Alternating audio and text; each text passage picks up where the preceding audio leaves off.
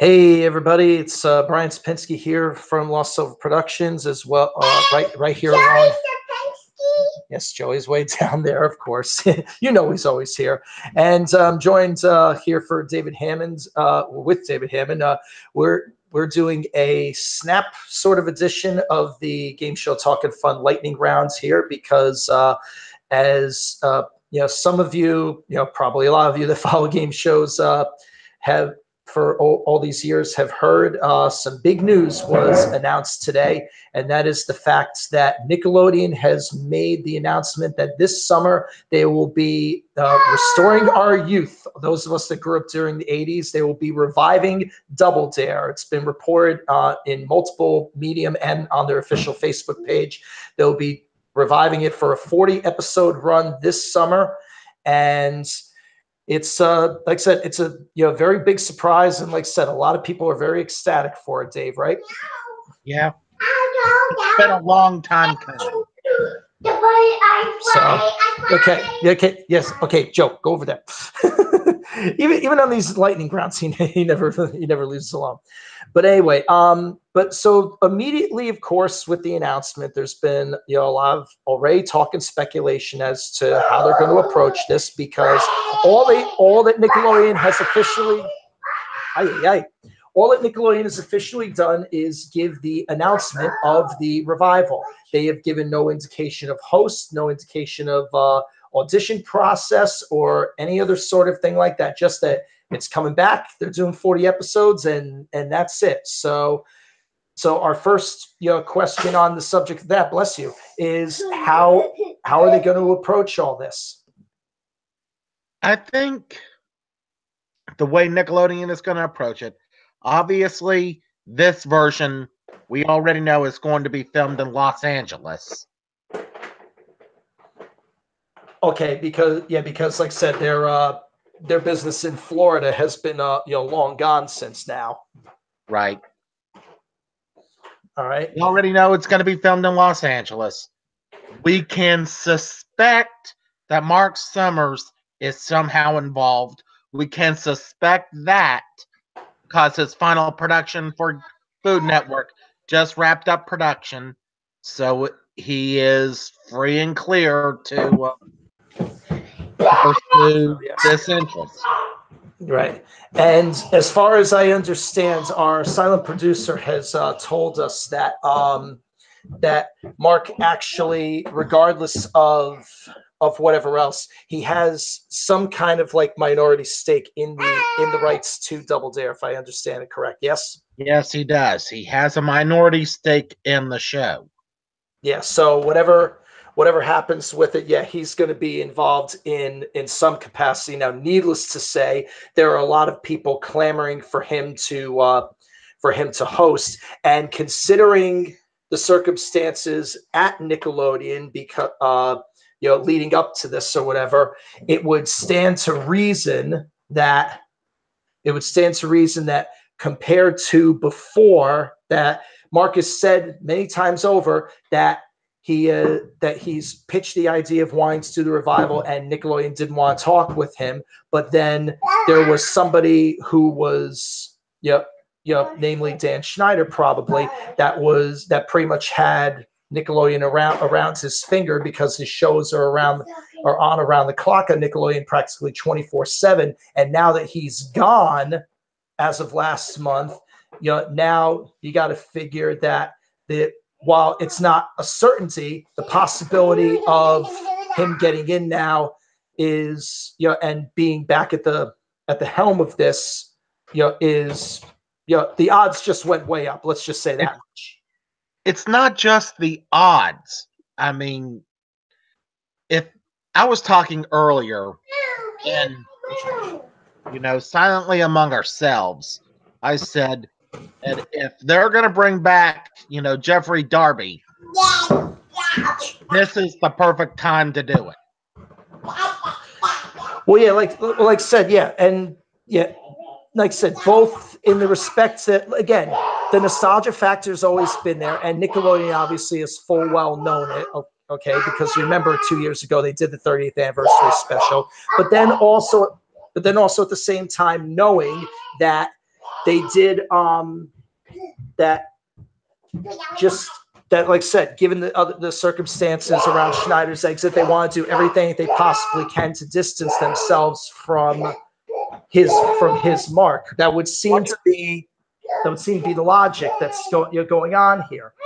So what you're going to see in the coming weeks and the months, in my opinion, we are going to see slowly Schneider shows are phased out, and we're going to see more of the 80s and the 90s Nickelodeon come back.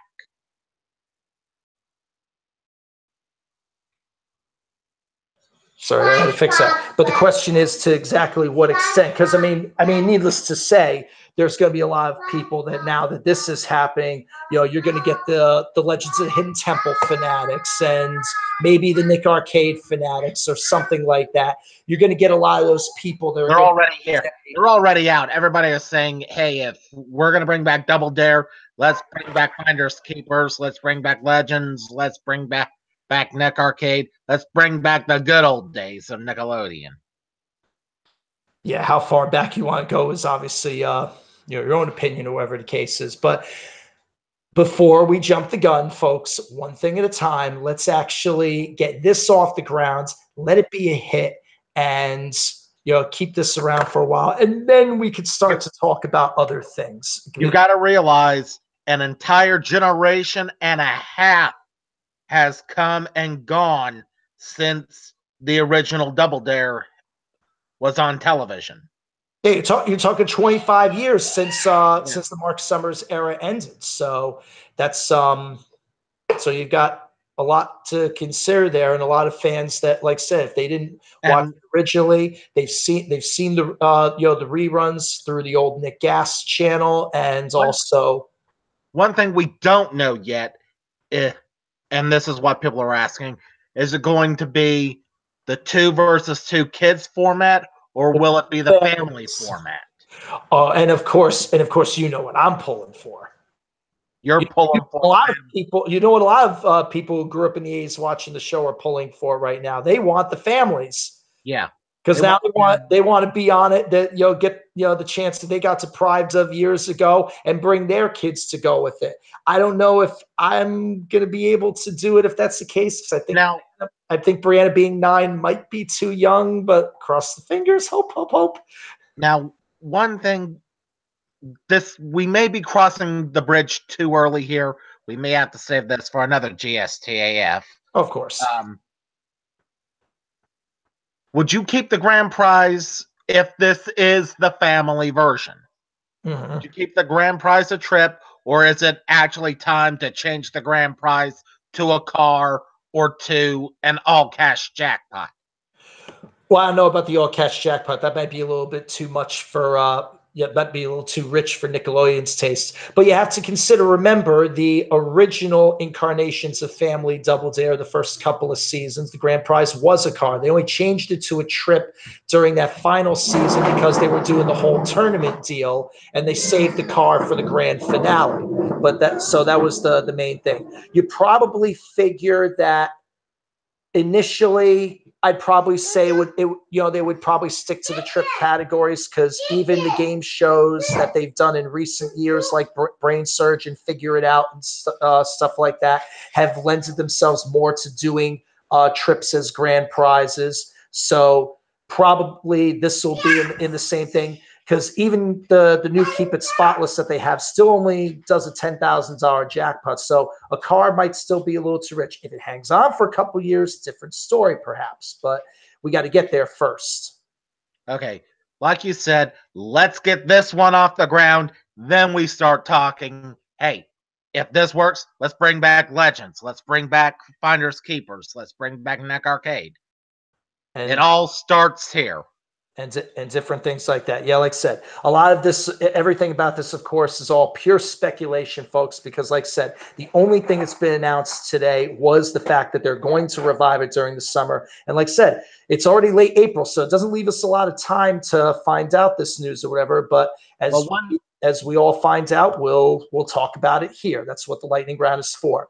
Now, on the subject of revivals, I want to also deviate the conversation a little bit from an official revival to one that's not really happening, but initially there were a number of people that thought that it was. And this comes from the beginning of this month from the folks at Buzzerblog. They decided on, yes, Joey. Very good. Okay, sorry. They decided beginning of this month to pull a nice little April Fool's prank on the game show faithful and decide to say that Press Your Luck was going to be the next game show revived by ABC, that Ryan Seacrest was going to be executive producing and hosting it, and that they were going to be doing a new, like, super big money format that eliminated questions completely and made it all more about luck and the drama and the big money, kind of like The Wall is and stuff like that. And it was a whole big mess of shenanigans that I'll be honest with you, I didn't fall for 1 second. And trust me, but many of our viewers did. Yeah, and trust me, being probably the biggest Press Your Luck fan and aficionado in the room, you knew if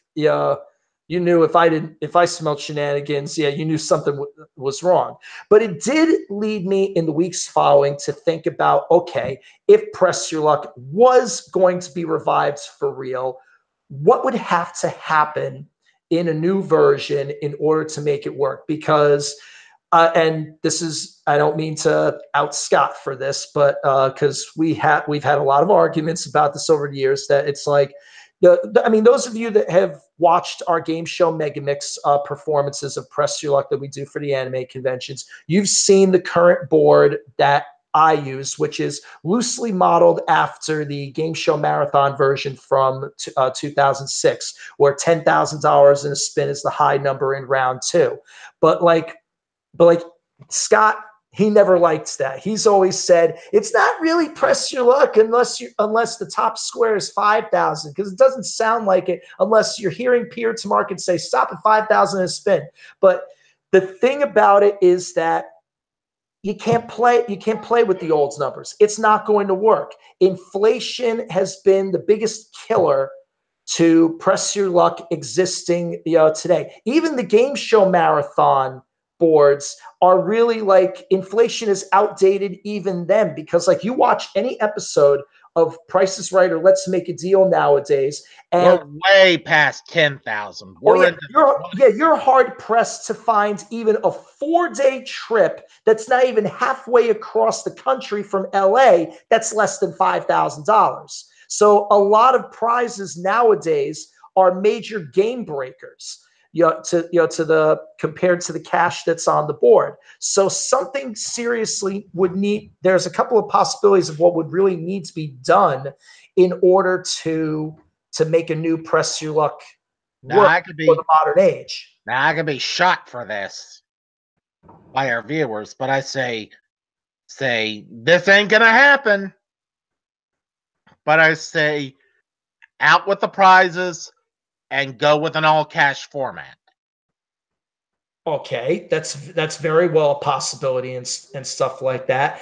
I personally had in my thinking that I saw 3 different possible scenarios as to what could be done with a Press Your Luck revival, as to how you can get around the inflation problems and do that kind of thing. And I want to just run these by. I know we've talked about this in private, but I want to just run these by you in public, and I want to just offer our listeners the chance to weigh in their ideas on these. So let us know in the comments below what you think. Idea number 1 would be the idea that, okay, the game show marathon-esque board that we use now and that kind of thing, you use that. So, and what happens is, though, but obviously the meatiest prizes are off the round 2 board. What you then do is you give the winner a chance, if they want to risk their winnings after they win the game, on one final spin that is on a super bonus round board just for them, that has all the biggest cash, the biggest prizes, all the cars, all the super trips and things like that, to give them a chance to, as a privilege for winning the game. They have the option, if they want to take that one super or big buck spin. We're talking try to really go for the jackpot stuff. Up on that board could be, say, $50,000. Right. So, Put 50,000 as the cash thing. Yeah. You could, like I said, you have that. You could have like all the cars and the super trips that you want, go around the world, whatever you want to call it, and stuff like that. But still a couple whammies to just still get that final drama. Don't necessarily make it a freebie if you want to, keep the prime time drama, whatever. So, all right. So that would be idea number one. Idea number two would be inflation has to make it count again, and we have to just up the stakes again. Now, I don't know how visible this is going to be. I got to find where I put my pictures of this, but I'll put them up there. So, because I went through the process and I didn't even bother with the colors. I mean, yeah, those people that see my boards know that I'm very feng shui when it comes when I design the colors of my game boards. So, but I'm going to just cue this picture up so that you could see it, hopefully. Come on, there it is. All right. So this would be, for instance, what the round one board would look like. Get out of that thing there. It would pretty much play sort of a homage to the it would play a homage pretty much to the round two boards of olds and stuff like that, because you can see the 3, 4, and 5,000 in the top corner. It carries a round one vibe in terms of locations of everything, but the values play off of the classic round twos. What you can then do is, but then watch how the monies increase for the second rounds of the game and look at the explosions. 1,500 is the lowest value on the board, and look at the top values. 10,000 in a spin, 15,000 a spin, $20,000 in a spin for the big things. That gives you the room for the big trips, for the cars. Even if the cars are over 20,000, which most cars are, they're not as big a game breaker as they would be with 10,000 as the top cash. Now, what do you think about that? Now, if they were to pull this out, this would be a good board to use. Yeah, and it would be very fitting for a prime time format, personally, or whatever. Oh, and by the way, make a note of one thing. Just like the board that we use in Game Show Megamix, it should be pointed out. Look closely at the three corners. No matter what way you slice it, pick a corner, not be broken. Okay. Which, as you can see, I have clearly made sure is the case. And in this case, it's not broken because the whammy is not in any of the corners. Yeah, but also furthermore, looking at the options, all three corners offer something that are legitimate choices, because we know that many times in the original Press Your Luck history, they chose not to do that, where where it always seemed like one of the choices, either up in the upper left, or when they took two of the prizes away late in the run in number 10 in the bottom right corner and put cash back there, it nullified what was in the upper corner and different things like that. But here now, it works in all combinations and stuff like that. So I mean, obviously, a lot of Press Your Luck purists are like, oh, but it's funny to make pick a corner be broken. But now, who knows? So whatever the case is there. So that's idea. So that's idea number two. Now the third idea. Okay. Now this one I would consider the least likely. But then who knows? Maybe I've seen crazier things. You David, know as well as I do that there are a bunch of us in the game show community that every summer head out to Las Vegas for the Trivia Championships of North America. And after those contests are over, they get together for a little charity marathon events where they just play classic game shows format on Twitch for 24 hours straight. And like I said, raise money for kids' charities. You've seen those, right? Yes, many a times. Yeah, they do those early August every year, and yes, support those when you find out about them. No, it's a great cause, and yeah, we'll definitely let you know about those when those come about. But occasionally, they decide to take the Press Your Luck concept and get a little bit silly. They sometimes do a super Press Your Luck format. The Super Press Your Luck format is a 3-round game that involves 4 players, and that would kind of meld the different money ideas that we do that we've mentioned in the previous 2 here or whatever. And being that you're surviving 3 rounds, they allow for a 6 whammy accommodation instead of a 4. Now, granted, if you ever look those up on Twitch, the Super Press Your Luck games, be warned, they also put a lot of crazy squares on the board, like the multi-ball where there's 3 lights going at the same time and you get all the contents. What else do? They do Starman, where it's like in the Mario games, you get invincibility for 3 spins or something like that.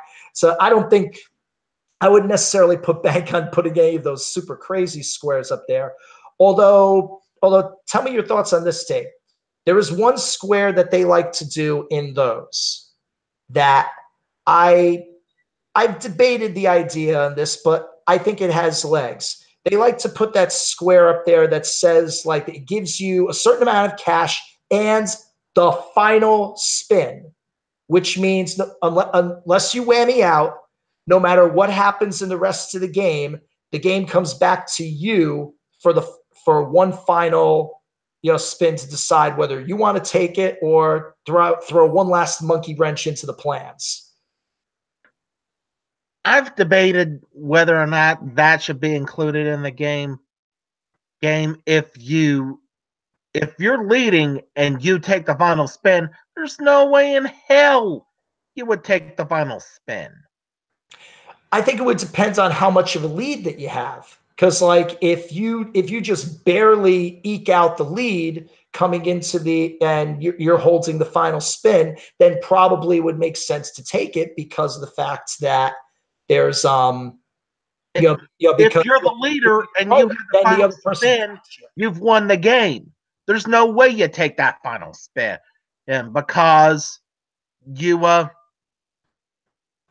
no. Now I see what you're saying. You have the final spin.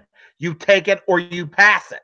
Right, exactly. Yeah, now I forget that. I forget that it still counts as a spin. You can either take it yourself or pass it to the player in second place. Right, exactly. It's a regular spin just like any other. You have to it still must be played, and you decide what to do with it. If you're in the lead, if you only got you're only a scant ahead. Yeah, that makes all the difference. Because to throw it, you might give away the game if they hit something of significant. If you take it and avoid the whammy, you win the game. Right, exactly. So, yeah, it's an interesting little last minute piece of drama, but that's what they do sometimes in the marathons. And if you're in third place and get that, then you really put yourself in the driver's seat, because you can either put the player in first place out of the game, or you could save yourself by hitting something with a miraculous comeback, right? So yeah, it would just be to get it. You're never out of it. But I would probably say if there were any of the quirky squares that they do in those games, in those Twitch marathons, that would legitimately make a Press Your Luck revival, it would probably be that square.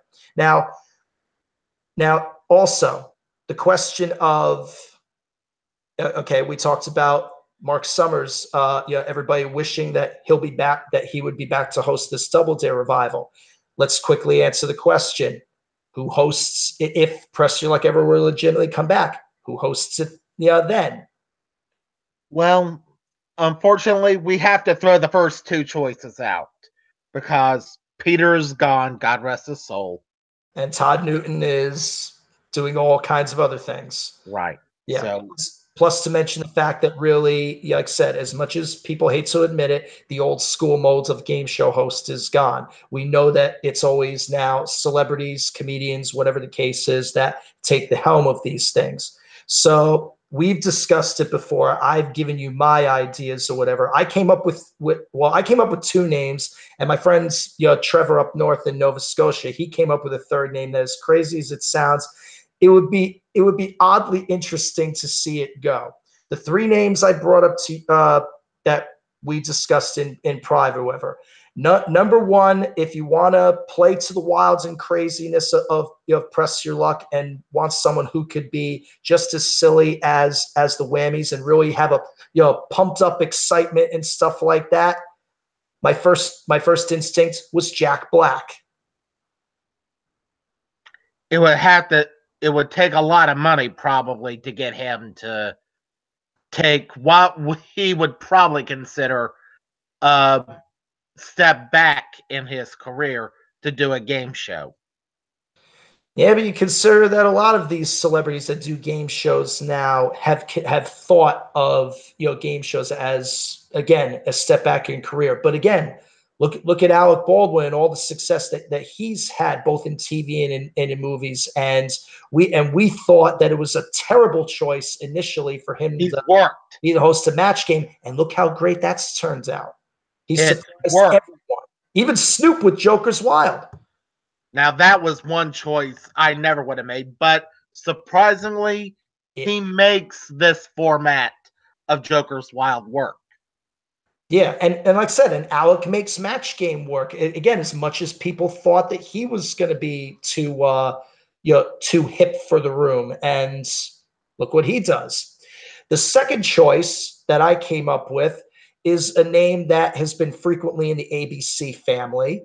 Had been on several sitcoms, has even done some of ABC's current game shows and stuff, however. And I could see this person countering the sass of the Whammy and putting just maybe a little attitude into such a game like Press Your Luck, and that is comedian Wanda Sykes. Maybe have a female host for Press Your Luck, perhaps.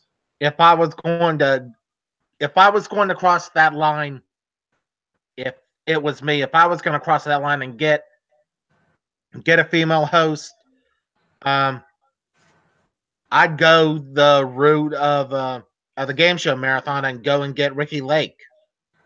She did handle it serviceably. It's not out of the possibility to say that she could do it too. I know there's some among the hardcore fan base that that like to distance themselves from her hostings of those shows or whatever, but she proved that she can handle it. So it's not out of the realm of possibility either. And then the last name, and this is the one that my friend Trevor suggested. This is the one that you guys all balked at, and I could understand why. He saw as a really super wild card. He could imagine how crazy Press Your Luck would be if Charlie Sheen were to host it. Not happening. Not happening. For mainly more than capable, but personally, the man is fighting, in case you haven't heard, the man is fighting an HIV. Oh, wow. Yeah. So he may not want to do it. Okay, that's fair enough. Okay, I could understand that being off the table. I will say this one little thought that was funny. We know how when they make the Whammies, we know how they're always a lot of them are made to kind of like parody, real life people and celebrities and movies and stuff like that. How crazy would it be if Charlie Sheen were to host a Press Your Luck revival and they decided to make a Whammy where the Whammy rips off Charlie's old catchphrase, winning? Could you imagine how much the room would just blow up at that reaction, especially just to see Sheen's reaction to that? I could see it, but like I said, at the same time, like I said, you're right. It's the most distant possibility. It's the distant possibility. It's a realistic possibility, but at the same time, it's also not. Yeah, but it just goes to show that when it comes to these shows, both new and old, coming around, like I said, any face can make or break a show, and we've been surprised at the ones that have worked or whatever. So we hope for the names we know and love to return, but if we get a new name, even for Double Dare, if we see a new face, we hope, cross the fingers, that they can do it justice. So as new news comes along, we will see what happens. And like I said, folks, give us your opinions. What do you think of the Double Dare revival? What do you think we should see and how it should look, who should host? And give us your thoughts on our just waxing about if a Press Your Luck revival ever did actually become legit, as tough as it may be. Let us know what you think about it in the comments below. And you know what to do, guys. Please like, share, and subscribe this video. Like us on Facebook at Lost Silver Productions. Follow us on... And it's more to the Jelly Bean Sport movie. What's another? Get out of here. He always plugs the channels if I have him do it. So, and follow us on Twitter at Game Show Mega Mix for exclusive news and content and just other silly stuff that that we're talking about here. Spread the word about us, and don't forget to tune to next Friday night on May the 4th for Game Show Talking Fun, where we will be doing You Book It, The Price is Right, our Dream Price is Right lineups. So that should be a lot of fun.